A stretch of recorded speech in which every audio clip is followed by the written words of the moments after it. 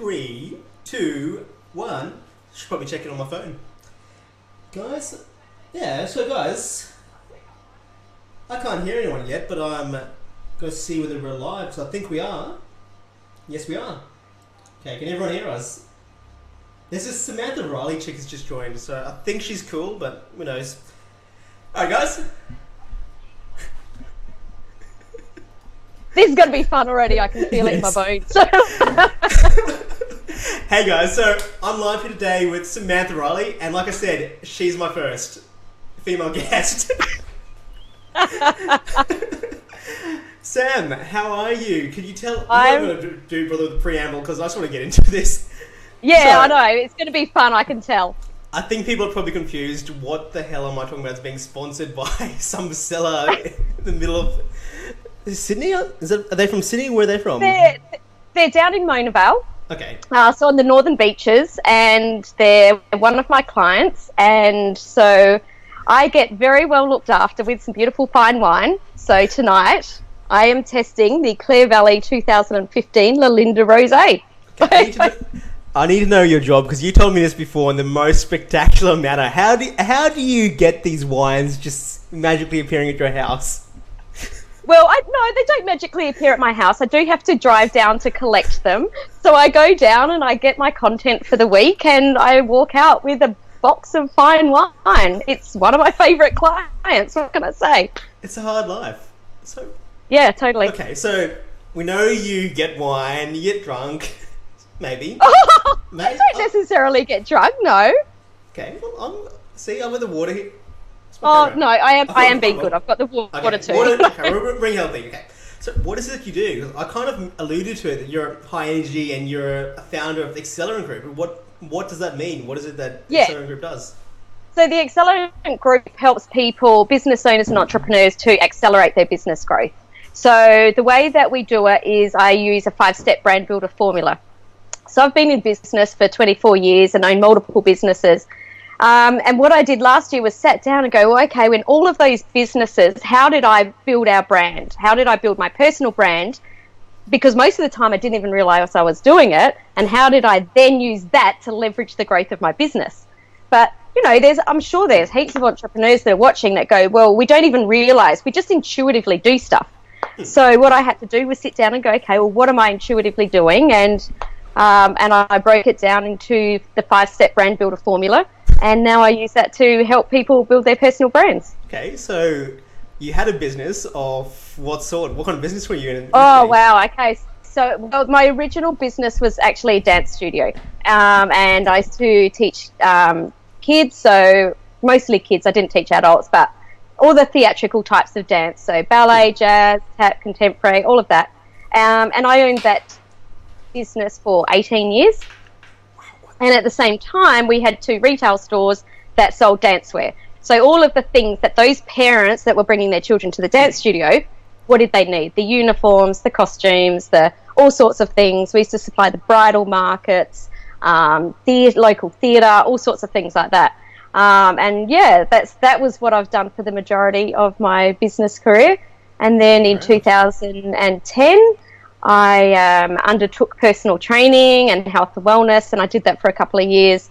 And then I just didn't really have a passion for it. Passion was the business behind the actual business. So not the technical aspect of it, but the business.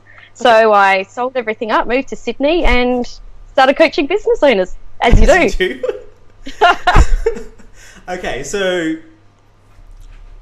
you shifted because of basically changing yourself, like you outgrown the business and you made this formula. But what is this magic formula? What is the process?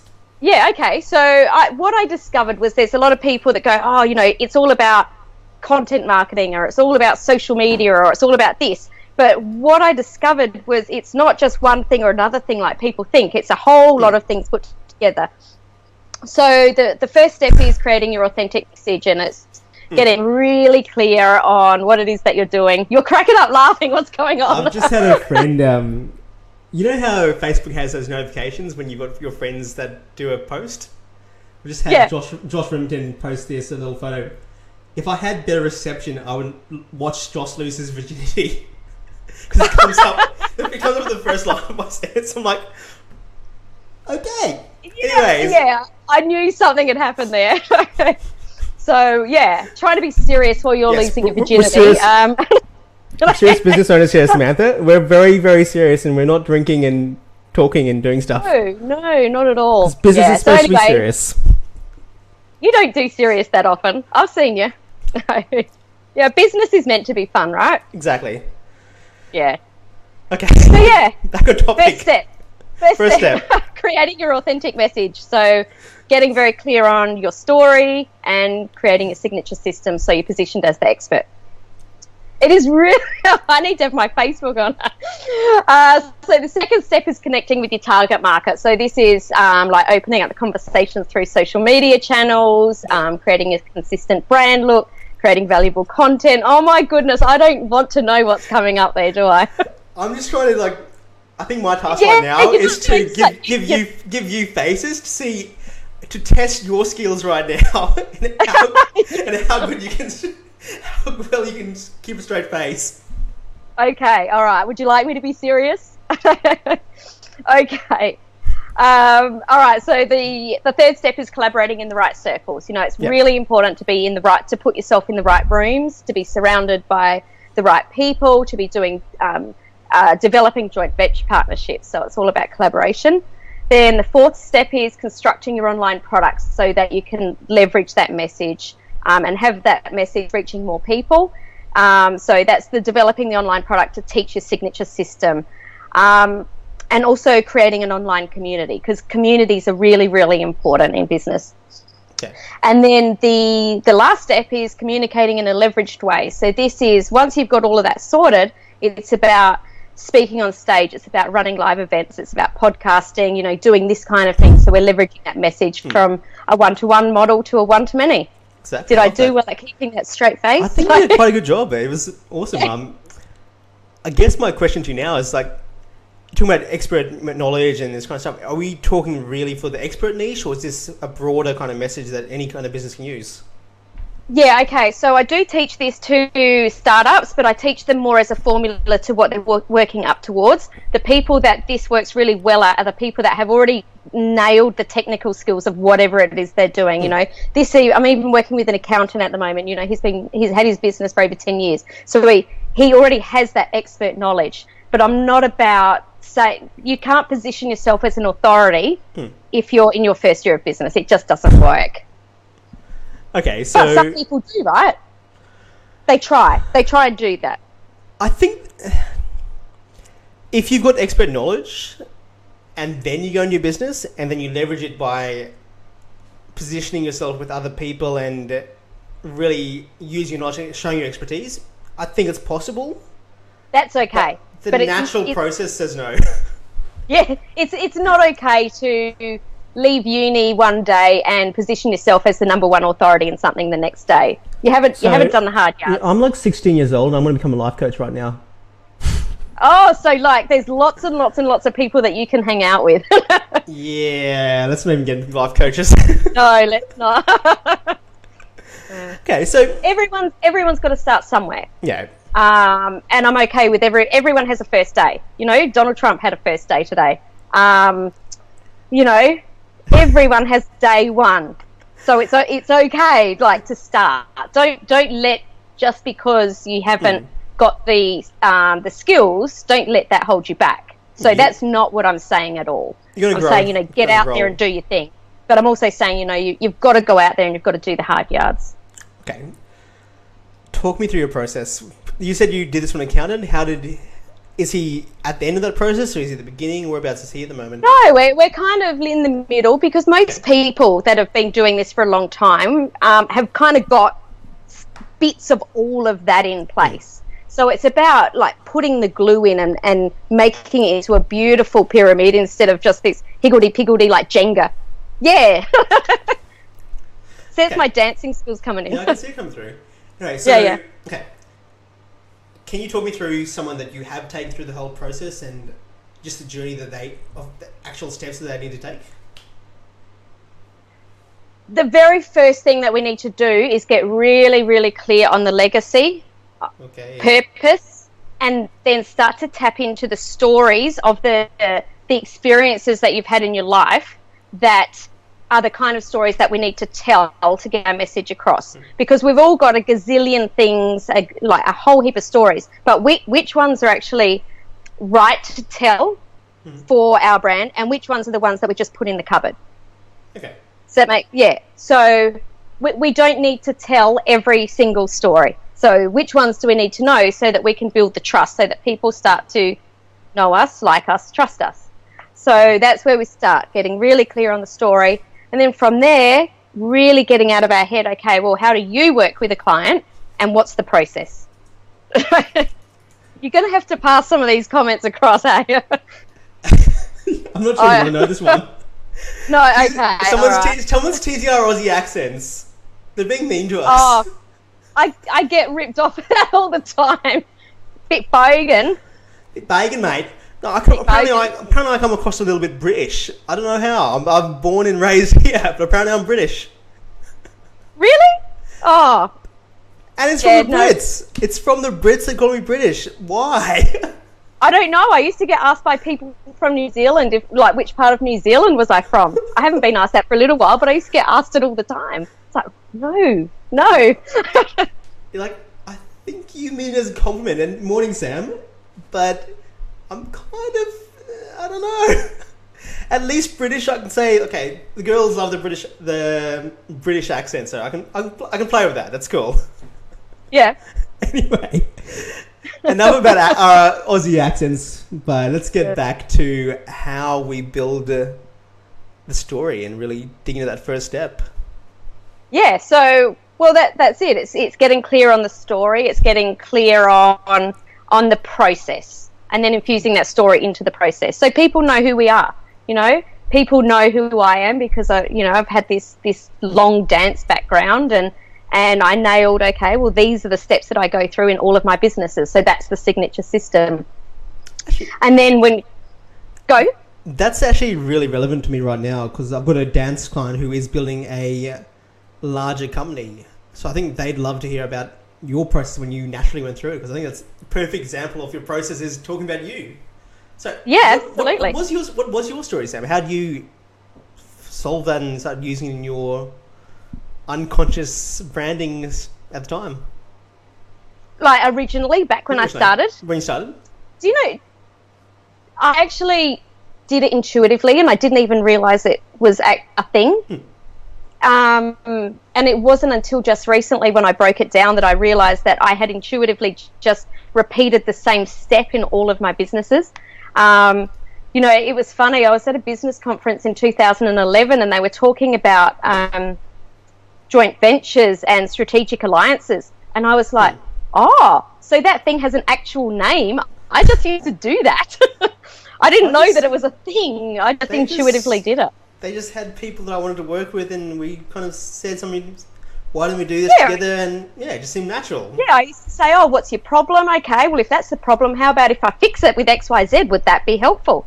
Yeah, that'd be helpful. Awesome. If I fix it, can you send me all of your students? Yep, done. So I didn't know that it had a fancy name. I just was a problem solver. I think that's what all business owners, entrepreneurial types really are at the core of our identities. We solve problems, we see opportunities and fix them. Solve them, take advantage of them. Okay.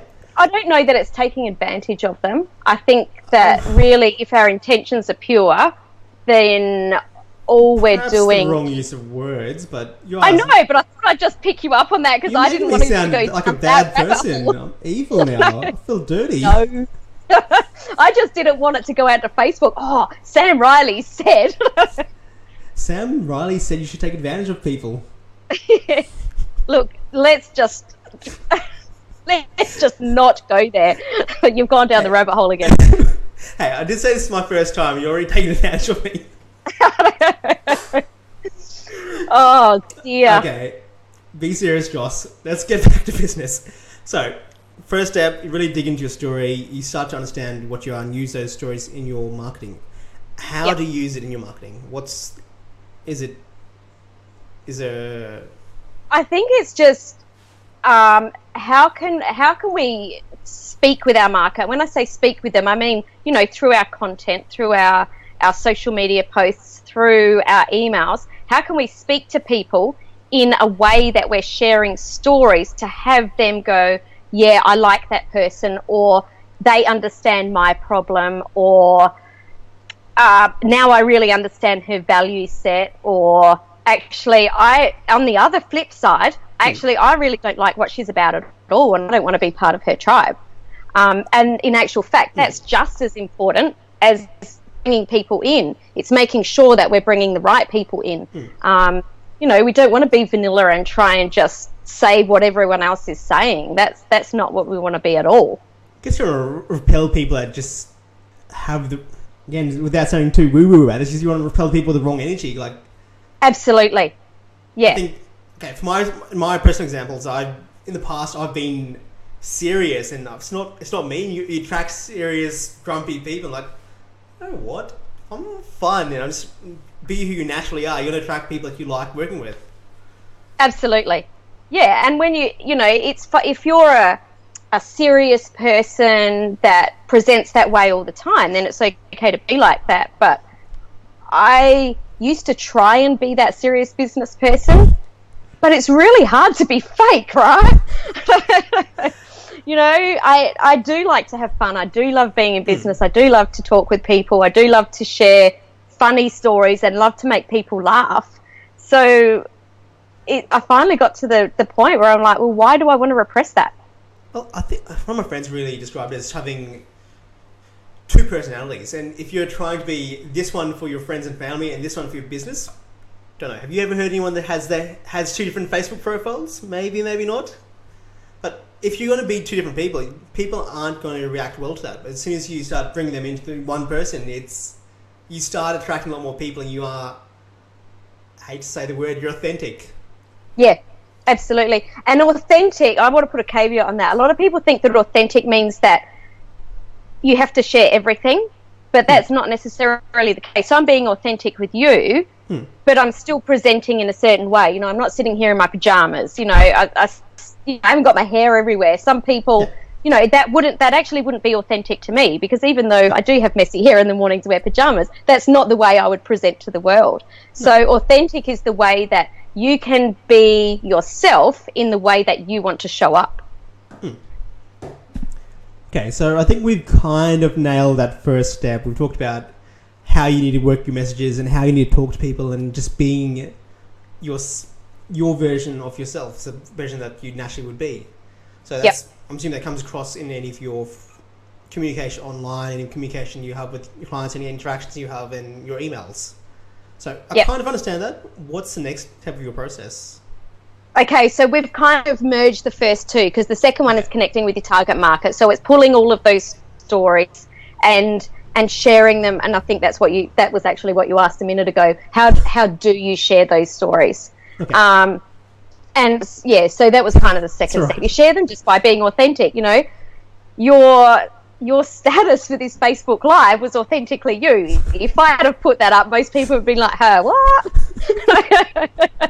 But your personality shines through in what you write. And up until the other day, we'd never spoken, but we'd followed each other on Facebook, and it wasn't a shock to speak to you, because the way we converse was exactly the same way that we both portray ourselves on Facebook. Would you agree? I'd agree. I'm going to say something that you're probably going to laugh at now, because I've actually played with I've played with your photos in the past. What? One of my clients, Darryl Dubrowski, he did something with you with his interview. So I was actually on his podcast. On his podcast, I was editing something for him, and that's where I've connected you for a long time now, but I just started playing with your photos. I had to edit it. I'm like, I should actually speak to her and we have a conversation. Oh my goodness, that is... Okay, I'm a little bit speechless, and I'm not speechless very often. Oh dear. Alright. Just to make it more awkward. Wow, what did you do to them? No, it was just for a website thing. I think he was using it for his bestbusinesscoach.ca. Yeah, Yeah, I can't remember now. That was back at the start of the year. It was around Christmas time. Was it last year? Longer? Yeah, it was nearly a year this ago. was a while back. Right. Yeah. Anyway, so There you go. I've lost my chain of thought. That was a bit of a digress. I've lost my chain of thought because you tripped me up. Part 2, part 3. So you've got your Part threads. three. Yeah. Part 3, collaborating in the right circles. So that's about putting yourself in the right rooms. And when I say that, it's like not just putting yourself in the right rooms to learn from, your mentors, but it's also about putting yourself in the right rooms and surrounding yourself with like-minded people that think like you, people that are doing bigger things than you, so that they push you. I also think there's a lot of value in also mixing with people that are starting out their journey, because you can be inspirational to them, you can help them, you can add value to them, and sometimes adding value to people that are on their journey helps you get clarity in what you're trying to teach as well. Yeah. I guess. Yeah. So you learn by teaching in so many ways. Yeah, absolutely. And so you need to do it in lots of different ways. I know that when I was a dance teacher, if I had a student that was really struggling to pick up a new step or a piece of choreography, I used to actually say to them, go home and teach it to your sister, or go home and teach it to your mother, because when they had to break it down, it helped them to understand the movement so much easier. And it's the same in whatever we're doing, in coaching, in whatever. If you can break it down and teach it like you're teaching it to a 12-year-old, then that's a really great way to learn.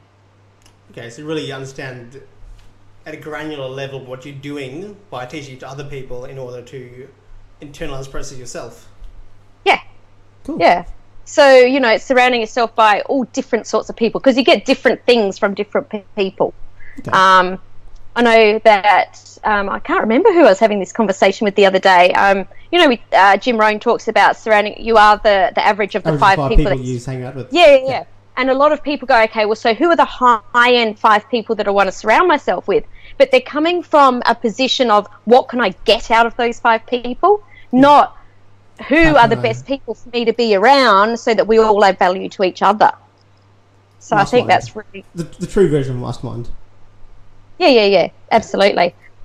So also when you're in the right rooms and you're doing all of that, and I think that most people that go to these workshops and conferences would understand that the people that you're actually in the room with, you go to the dinner at the end of the day, and that's where the really cool conversations happen at the bar of how you can help each other, how you can become alliance partners, do joint ventures. So there's lots of different reasons that we want to be in the right room. It's it's about collaboration. It's about learning. It's about all sorts of things. So it's a really important piece. How did that play out in your own business in the dance schools?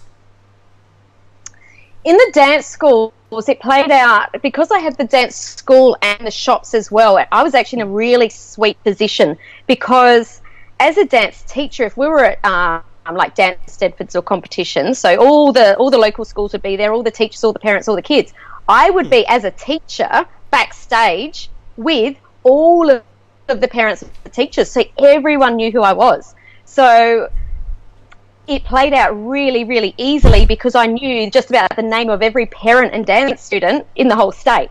Far out. It's insane. So it was a really good. At the beginning, it was a bit tricky, because teachers wouldn't like me to be around their students, because they would think that I was going to steal their students. Yeah, but as soon as everyone realised, actually, that's not what I'm about at all. I'm just doing this because I love it, and I all the different dance teachers have got different values or different ideas of how they want to run their studio, and they attract different students. Everyone was cool, so that's how it played out really well. Speaking about dance school, my dance clients just joined the conversation, so I'm sure he's going to be enjoying this. Okay, so hello. Hello, how you doing? So we got up to part 3, which was really connecting with the right people, hanging out in the right circles, and being that. Is that still when you're being a pivot of the community, or what? I'm trying to find the right wording for this. Will you become like an influence within your community? I think so. Okay. Is that part three? There's lots of different ways that you can collaborate, right? So, you'd be collaborating either in the room or you could be collaborating with the speakers out. It's any version of collaboration whatsoever. It might even be just you bringing a group of people together in a Facebook group. It could be organising masterminds. It could be, being at workshops. It's, how does that look with you getting out there and doing things with other people? Community linchpin, that's what I was thinking of. Ah, I like it. That's the word. That's the word I was looking for. Okay, so part 3 was about that. Part 4? Part 4 is about constructing your online product. So it's about developing a product to teach the signature system that you designed back in the first step. Okay, how does that play out? What is it? Do you mean like a training product or?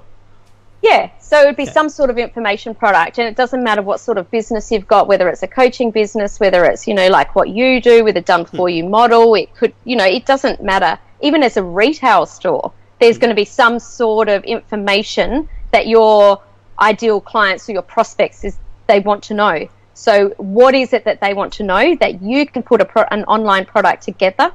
It might just be, 4 videos. It might be a 12-week course. It might be, how does that look? It could be anything, so that someone can access the product online to learn whatever it is that they need to know. Okay, so you mentioned retail stores. Who have you seen that does this exceptionally well? Oh, wow. Now I've got you. You have, because I don't know that. I'm going to have to get back to you on that one because I can't nothing's coming up for me.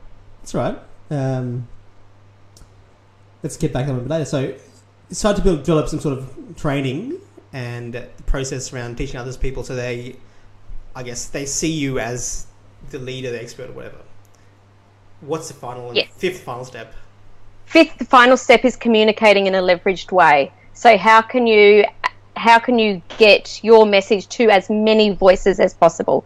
So whether it's live events. No, I absolutely love live events because I've used them in every single business. So, in my retail business, I used to run VIP nights. I run workshops. I run, it might be just a networking event or a mastermind. There's lots of different ways that you can do live events. In the dance studio, I used to run big fundraisers. If we were, raising, we used to go to America. I used to take groups of students over to dance in Disneyland. So we used to do massive fundraisers. So those live events, they will fit into any business model. Other ways, podcasting, writing a book, Facebook Lives, speaking on stage, selling from stage, all of those ways that we can get leverage and that message in the biggest way possible. Epic. That's cool. So we're done. Now we go retire and be happy and drink wine. And or if you do, maybe you do. I don't know. How many people want to retire doing this kind of stuff? It's funny. The people that I speak to that want to retire are usually people that are in corporate that have been in a cubicle for 20 years. They're the ones that want to retire. I don't want to retire. That's funny. I think I have a few corporates on the line as well. So they're probably listening to this going, damn you, Sam. Damn you. So the corporates that are on the line, do something else, and then you won't want to retire. Leverage your expertise. We'll be happy and merry. So, where do you see yourself going in the next few years? What's the journey ahead for you? Yeah, so one of the biggest things that I teach is to build your business around the lifestyle that you actually want. And the reason I've come up with this is because I did have for 18 years 3 businesses where I had to put a key in the door every single day. And even though I had staff and, the staff did open and we could go away, there was still that the door had to be open every day. Yeah. So back when I first started my coaching, I thought, okay, I am so lucky. I've got a blank canvas. How do I want this to look? So, my kids are all grown up and I don't have any reason to be anywhere. So my business looks like it's traveling around the world a lot. So heading over to the US in December to run our first live event. and hopefully traveling, doing retreats. Got a few collaborations that I'm in negotiations with, so that we just constantly travel around the world between, Sydney, all around, Bali, Thailand, Hawaii, the US, Europe. So it's such a hard business to be in, really. Right? It took me a lot to get to this point. I did the hard yards. Do you really feel it's a lifestyle business now, or is it still? It's not yet. Not yet. Okay, so no, because we're still in a growth phase. Yeah. So any business gets to a point where you've got that tipping point where it gets really hard because you're putting everything back into it because you're scaling. That's where I'm at right now. Okay, so it's all about the hustling and grinding. Yeah. Hustle, grind, snort. So I'm in that phase at the minute, but I've been on this journey a few times, and I know, because I've done it so many times, I know that I'm really close to that tipping point because I've felt this before. I'm kind of referring to that moment when you're there as leaning in. I'm like, okay, you've been here before, you've backed up, you've been here, you've seen other people push through, but it's almost that kind of stage where most people would be expected to take a step back from it or just fall right through. But if you want to push to the next level, you need to lean into the stuff that frightens you, the stuff that you're not comfortable with, in order to experience that growth. I think this is the point that I'm at in my business is the point that I see that's where most people drop off, because it gets to the point where they're like, oh my God, I'm exhausted, I'm so tired, it's so hard, I'm pushing through so many fears, through so many mindset issues, there's the money's all going back into the business, and they're just like, I can't do it, it's just too hard. But it's that point that's where the magic happens, because you just go, you know what, I'm all in. So at that point, stop dipping your toe and just jump all in, and that's where it gets really cool. I think you kind of said that in the first step. It's really, I think, when you're on the edge, that's when you really, really need to get real with yourself and understand who you are and what you're trying to do and what your story is. Yeah, absolutely. Well, I think there's not really much more we can cover because we've just gone through everything. I think we've done it. Okay, so if people want to learn more about you and they want to experience the world of Sam, where do they go? What can they do next? Okay, the two places to find me is at theaccelerantgroup.com, or I'm very I hang out on Facebook a lot, so just look me up, Samantha Riley. I'm hanging out there all the time. Or the other place is on my podcast, which is on iTunes, which is Unlimited Influence. Awesome. Cool. Yeah. Well, thank you so much, Sam. Thanks, Joss. Hold on. I think we've got a question. I'll tell you in a minute, Ian. He just wants to know how we're doing it. How are we doing what? Oh, the screen. Cool. Awesome. We'll speak to you all soon. Thanks for allowing me to be the first Thank girl. you for being the first. I'm going to quit the thing now.